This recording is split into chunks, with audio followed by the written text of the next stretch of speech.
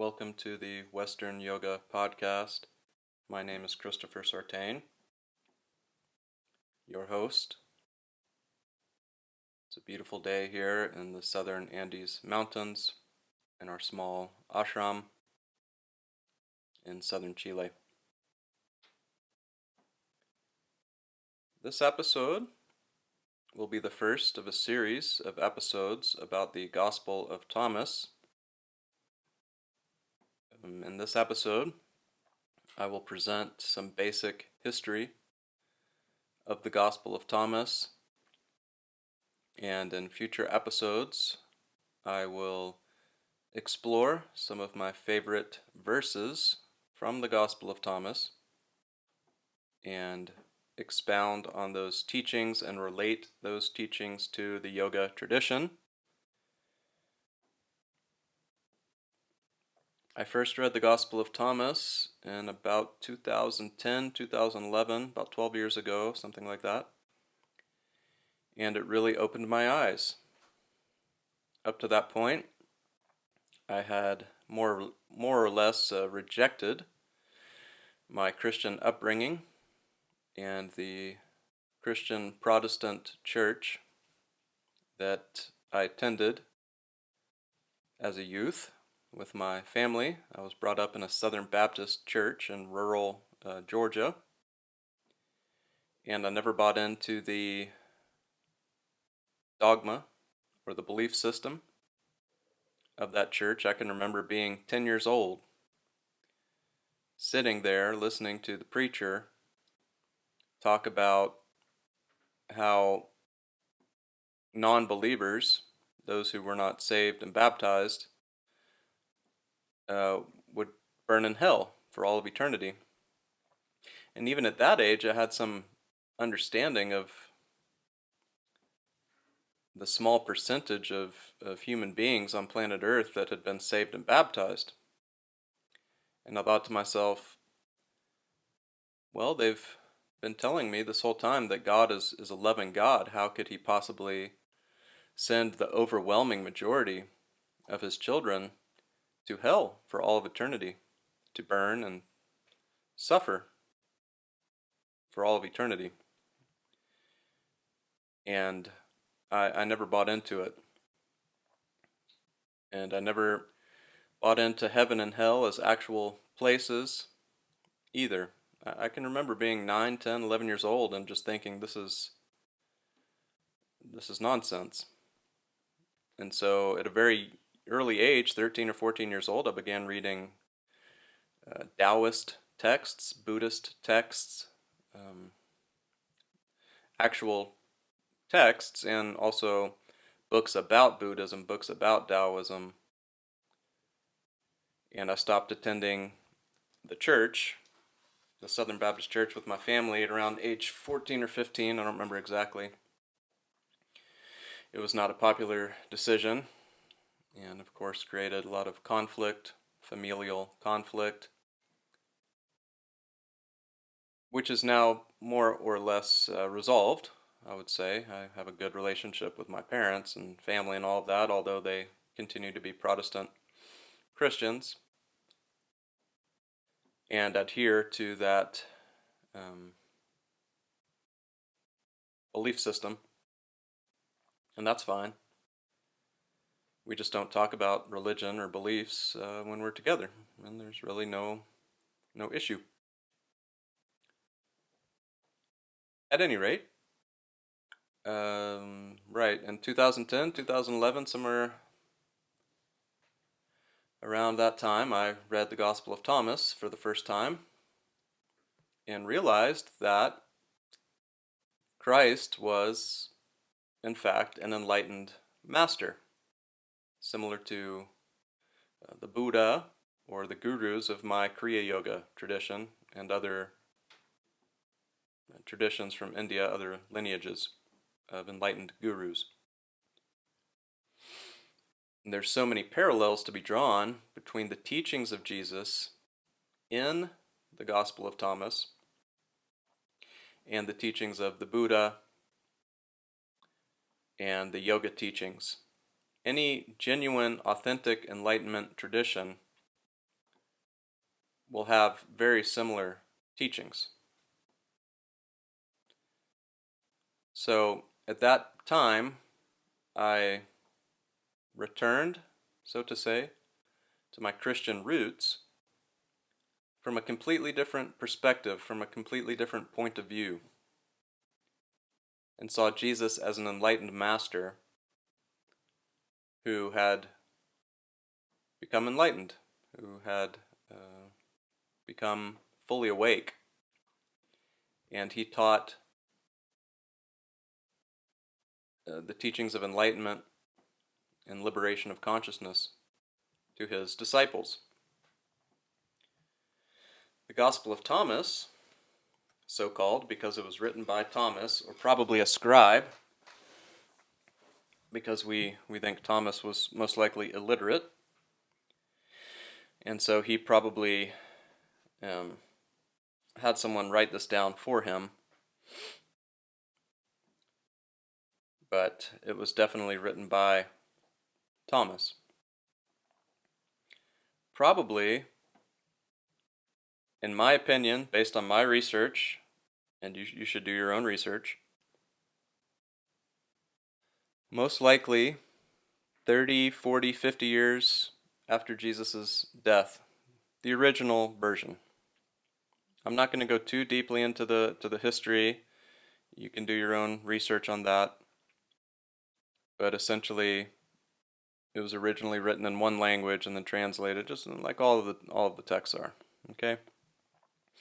But the very earliest version, we think, was probably written 30 years after Jesus' death, approximately, meaning that it is older than the earliest gospel, which is Mark. And so it's really the earliest gospel, the first gospel, although it was not really called a gospel when it was written. But at any rate, it predates Mark, Matthew, Luke, John, all the four canonical gospels, so-called. And of course, the Gospel of Thomas is not included in the Bible. Unfortunately, it was removed at one of the councils. Not sure if it was the Council of Nicaea. It was one of these councils. They decided not to include it, along with many other so-called Gnostic texts. Now, the Gospel of Thomas is not a Gnostic gospel. It is not a Gnostic text. There's a lot of confusion about that. It always gets included into these gospels, Gnostic gospels, so-called. It was written prior to that. It was written before Gnosticism was even a thing, before the concept really existed, Gnosticism or Gnostic Christianity. It predates all of that. Now, the Gnostics used it, and they liked it, and they read it, and they studied it, but it predates that whole movement of Gnostic Christianity or Gnosticism by a couple hundred years. Okay, so this is Jesus' earliest teachings. These are the original teachings or sayings of Jesus Christ. This is the original stuff, the purest, clearest teachings that Jesus ever gave. Many of the verses in the Gospel of Thomas are included in the other Gospels, but that's because they come from the same source material, the so-called Q material. Okay? You can do your own research into the Q material, so-called. But essentially, it is the original source writings that the Gospels were based on, that the Gospels used in Matthew, Mark, Luke, and John. Okay? But the Gospel of Thomas predates those other Gospels, and so it is the original Q material. Now, there were later additions to the Gospel of Thomas, so it's hard to know exactly which verses are the original verses from the Q material and which verses were added later on, 100 years later. It's difficult to know, okay? But we can infer that the teachings that deal with enlightenment and non-dualism are the pure original teachings of Jesus, the enlightened teachings of Jesus. Okay?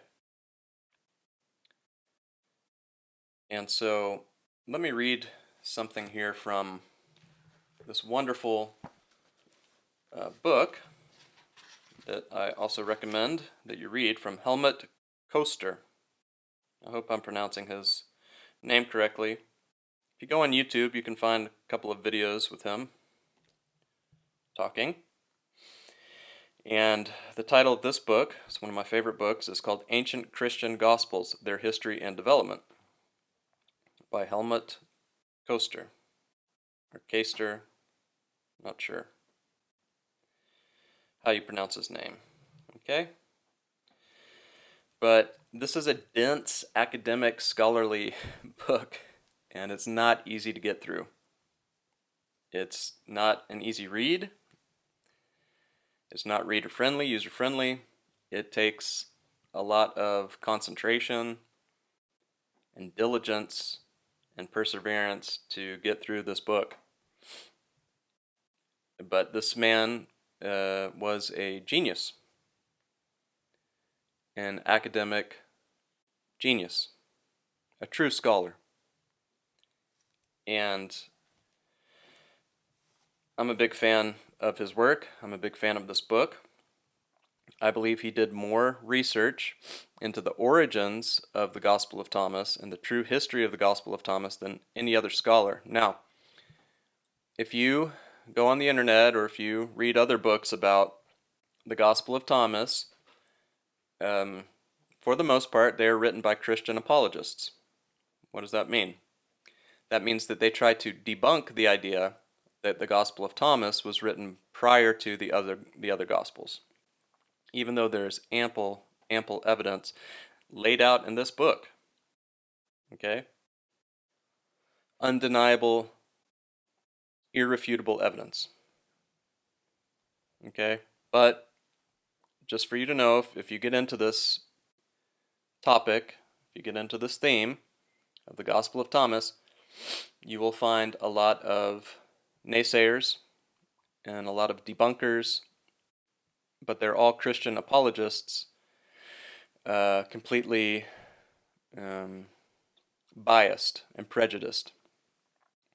And they only search for things that confirm their prejudice and their bias. So it's confirmation bias. Okay? They're not thinking objectively. They're conditioned and programmed to think a certain way and believe certain things, and they're unable to think clearly. They do not possess the ability or capacity to think objectively and clearly. But this man does, Helmut Koester. Okay, so I highly recommend reading this book. And his scholarship is impeccable. And it's hard to refute anything, any of his research into the Gospel of Thomas that you find in this book. Okay? So let me read something here. This is on page 150. He says, "The close relationships of the Gospel of Thomas to Q cannot be accidental, since the typical Son of Man sayings and announcements of judgments, which are characteristic of the redaction of Q, meaning the later version, the editing that occurred in the Q material later on, not the original Q material, since the typical Son of Man sayings and announcements of judgments, which are characteristic of the redaction of Q, are never paralleled in the Gospel of Thomas, it is evident that its author had no knowledge of the final version of Q, meaning the redacted version, nor of the secondary apocalyptic interpretation that the redactor of Q superimposed upon earlier eschatological sayings. The Gospel of Thomas is either dependent upon Q's earlier version or upon clusters of sayings employed in its composition. That really says it all. Okay? That tells you everything you need to know about the Gospel of Thomas. And again, you should do your own research. It's complicated, it's complex, but essentially what he's saying here is that the Gospel of Thomas is the pure original Q teachings before they were corrupted and edited, and the so-called apocalyptic and judgments and all of this was added to the redacted Q version. Okay, so the Gospel of Thomas is dependent upon Q's earlier version, meaning the earliest written teachings of Jesus. The earliest written teachings of Jesus. The Gospel of Thomas is the earliest written teachings of Jesus, period. Do your own research, but I've done a tremendous amount of research since I first read the Gospel of Thomas in 2010, 12 years ago. I've read everything I could possibly find on the Gospel of Thomas, even the Christian apologists' writings. I've read all of it. And most of their arguments are absurd, for the most part.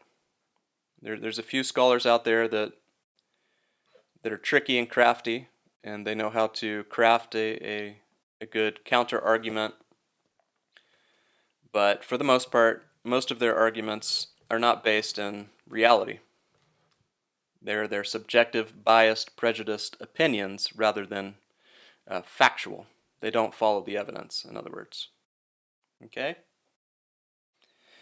So, this book proves, beyond the shadow of any doubt, that the Gospel of Thomas is based upon the oldest Q writings. Therefore, it is the purest collection of Jesus' original teachings. Even purer than that, than the teachings we find in Mark, which are also pretty good. Okay?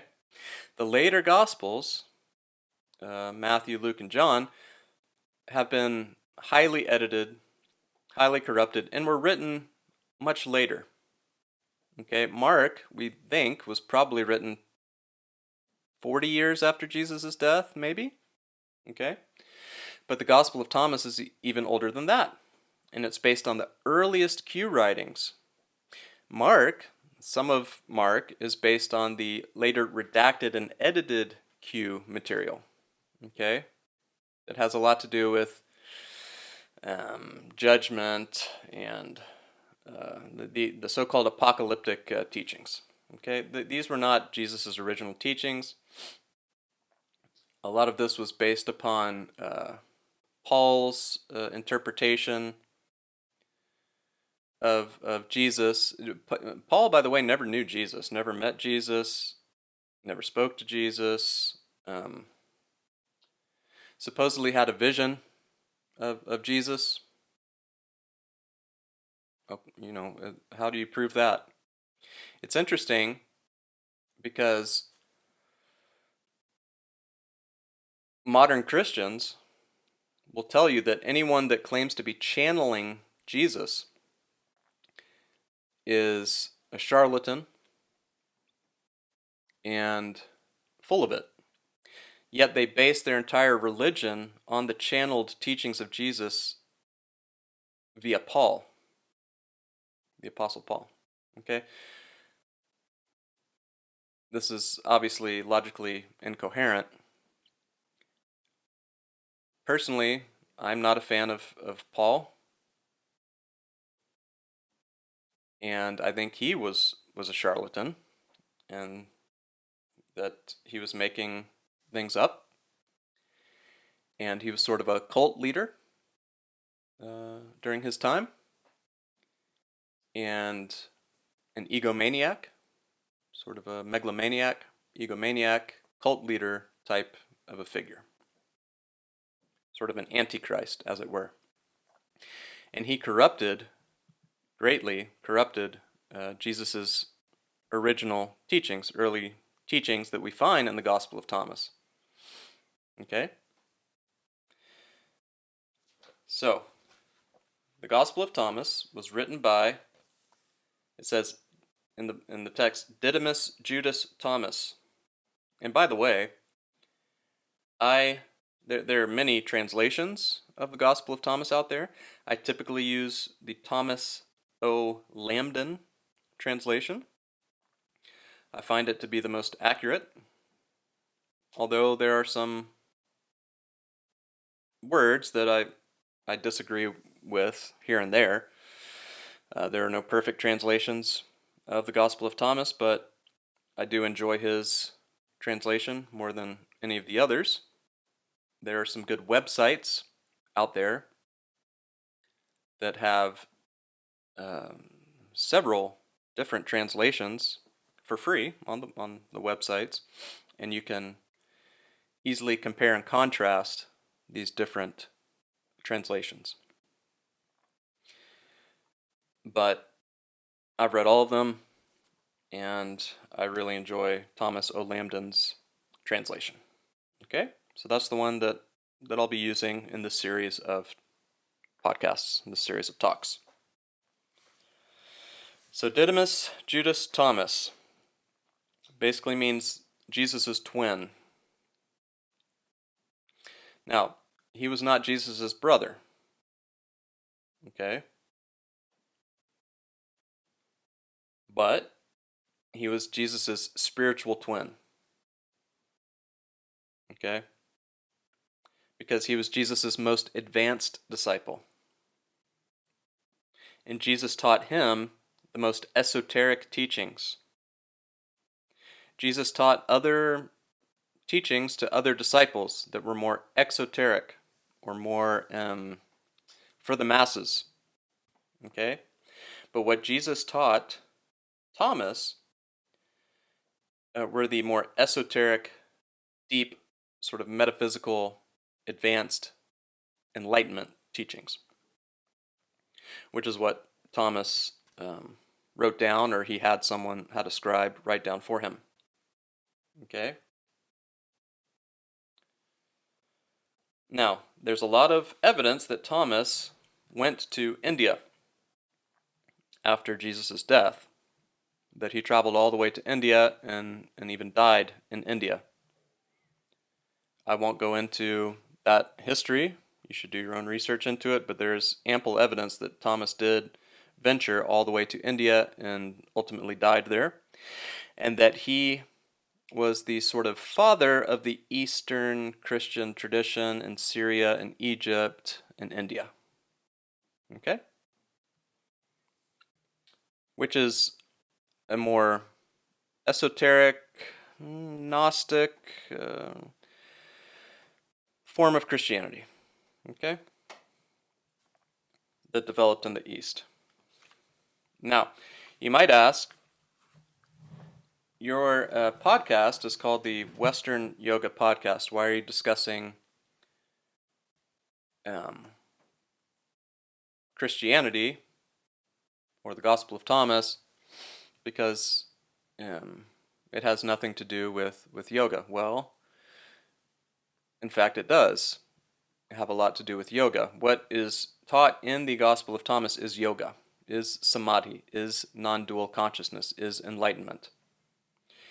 And reading the Gospel of Thomas is very similar to reading a text by Shankara or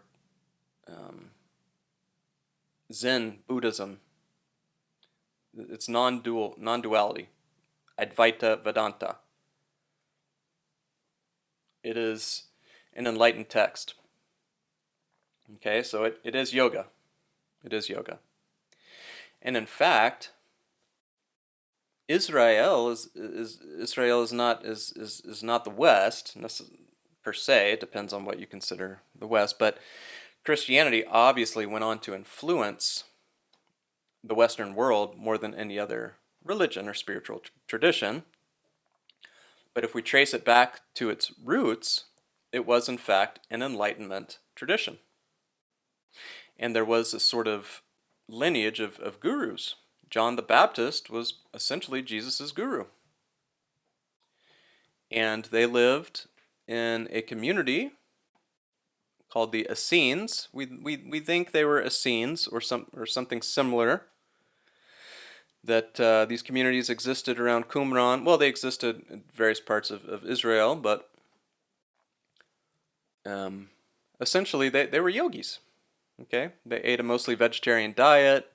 They practiced ritual bathing, and they meditated and prayed and fasted, and did all of the ascetic spiritual practices that yogis do.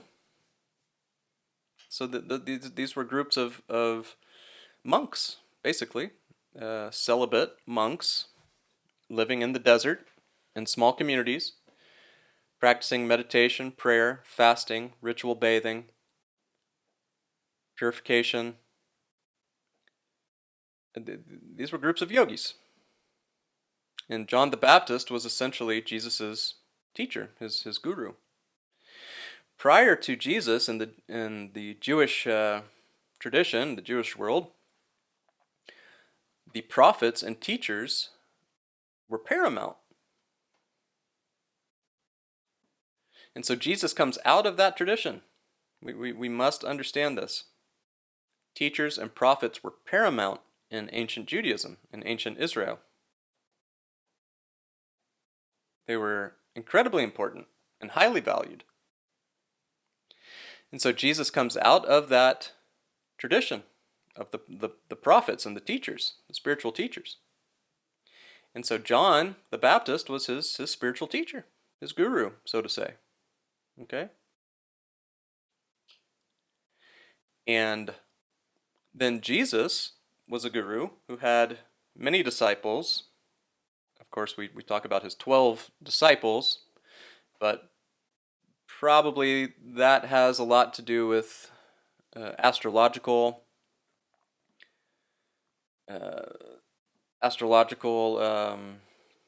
themes that I won't go into, the number 12 and all of that. But at any rate, he did have disciples, and he was a guru. And so he was initiated, the Essenes, or that tradition was an initiatory tradition, sort of a mystery school, so to say. And Jesus was initiated by John the Baptist. And then Jesus initiated his disciples. Okay? This was an initiatory tradition, a lineage of masters. And Jesus was John the Baptist's highest disciple, and Thomas was Jesus's highest disciple. Okay? That's why he is called the twin. He was Jesus's twin, not his physical twin, his spiritual twin, because he had achieved also, or unveiled, let's say, this Christ consciousness, this enlightened consciousness. Okay? In the Gospel of Thomas, there is no emphasis on Jesus' life. There's no biography or on his death or resurrection. No mention of that. Just his actual esoteric teachings, because that's what he wanted people to know about. That's what was important to him, the teachings, enlightenment, liberation, non-dual consciousness, permanent and lasting peace, nirvana. That's what he wanted to get across. That's what he taught Thomas, and that's what Thomas taught others, and that's what he wrote down. So this is similar to the idea that Yogananda taught about quality teachings versus quantity teachings. Now, the quantity teachings are for the masses. Not everyone has the intellectual and spiritual capacities to grasp the deeper esoteric teachings. So Yogananda had many teachings that he gave to the masses, and he used certain words and certain language that he did not use with his highest disciples. Okay? I am a disciple of one of his highest disciples, Roy Eugene Davis. Okay? And I know from talking to Mr. Davis that Yogananda used certain words when he was in public in a big gatherings, but then he used very different words when he was talking with his close disciples, his inner circle of advanced disciples. Jesus did the same thing. And so what we have here in the Gospel of Thomas are the quality teachings. Quantity versus quality. These are the quality teachings. These were reserved only for Jesus' highest disciples. He transmitted these teachings directly to Thomas, his highest, most advanced disciple. Okay? So this sort of teacher-disciple, guru-disciple relationship that was established in the ancient Essene communities and similar communities was passed on to the so-called Abbas, or the desert father tradition, these monks that lived in the deserts of Egypt, the original Christian monks, so-called Abbas, or desert fathers. They were part of this original tradition of teacher and disciple, and they carried on these Enlightenment teachings and experienced very high levels and stages of enlightenment. So these were the advanced. So in other words, these advanced disciples carried on this original Christianity, the original teachings of Jesus, found in the Gospel of Thomas and the original Q material, the esoteric, advanced teachings of Jesus. Okay? So, these are the Enlightenment teachings, the so-called Gnostic teachings, although Gnosticism is again a separate school of thought that formed much later, and they have their own belief system that is not found in the Gospel of Thomas, is not found in Jesus' original teachings. Okay? But it's sort of the salvationism versus enlightenment debate that occurred sort of between James, Jesus' brother, and Thomas and other disciples that knew Jesus, that met Jesus, knew him personally, and Paul, who never met Jesus, and invented his own version of Christianity to suit his own needs and to sort of appease Roman officials and all of this. It's complicated. I won't go into that history. But essentially, Paul co-opted and corrupted Christianity, the original Christianity. That's why he had these conflicts with James and the other disciples, because they knew that what Paul was teaching was bunk. Okay? And they knew what Jesus had actually taught because they lived with him. They were around him all the time. Paul was not. So what many modern Christians practice is not Christianity, it's Paulinity. 99% of Christians on planet Earth are practicing Paulinity. They're not really practicing Christianity. Okay?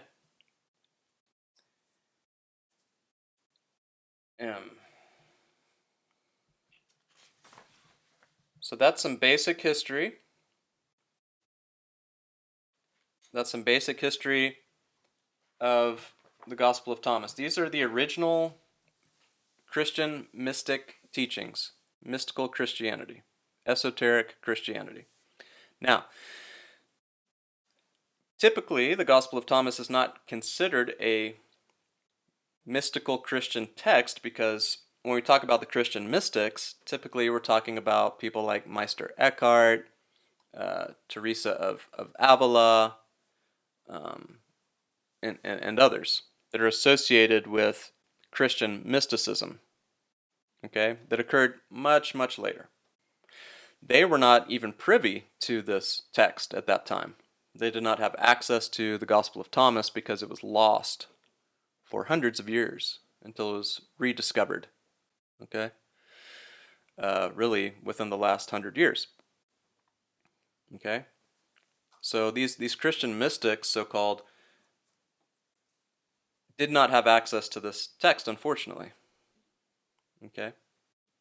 So we cannot call the Gospel of Thomas a mystical Christian text necessarily, because when we use that terminology, we're talking about a later movement, okay, of Christian mystics. Saint Francis of Assisi, Teresa of Avila, and Meister Eckhart, so on and so forth.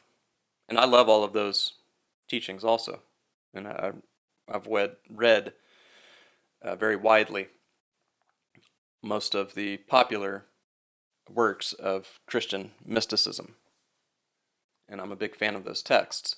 But we shouldn't confuse the Gospel of Thomas with that later movement. The Gospel of Thomas is the original, these are the original mystical, esoteric, enlightened teachings of Yeshua, of Jesus. Okay? And the word Christ, by the way, is interesting. It essentially means someone who has been anointed by the sacred oil. Now, the Essenes and other Jewish sects practiced anointing the head of initiates with oil. Okay? This was an outer act, a symbolic act of the internal secretion of soma nectar in the brain. In the Indian tradition, we call this soma or amrita. And this is the sacred oil, so-called, that is produced in the brain in superconscious states.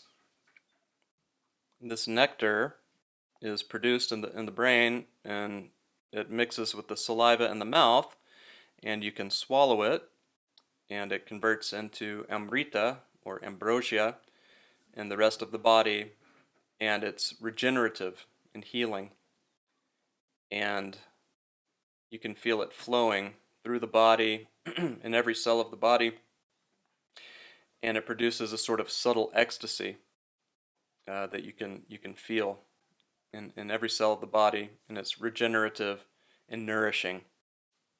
And it's a vital part of the Kundalini awakening process. And once awakened, the brain produces this soma nectar, and it is partly responsible for many of the important changes that occur in the brain, in the nervous system, in the chakras, in the nadis, etc. So the production of soma and the swallowing of soma, the drinking of soma nectar, which Christ talks about in the Gospel of Thomas, and I'll get into that in later episodes. He directly speaks on soma and drinking of soma. When we do this, it creates important changes in the body, the subtle body, that facilitate enlightened states of consciousness and higher stages of awakening. And so Christ means someone who has been anointed by the sacred oil. We're not talking here about olive oil or any other kind of oil, physical oil. This is the superficial, shallow interpretation of the meaning of oil, what they're actually referring to is the esoteric, mystical teaching about soma and the sacred oil that the brain produces and that we swallow and drink as we awaken. Okay? I think that's a good stopping place for today, for this episode. Please subscribe to this podcast and share it with others. And I look forward to continuing this series on the wonderful Christian text, the Gospel of Thomas. Many blessings. Namaste.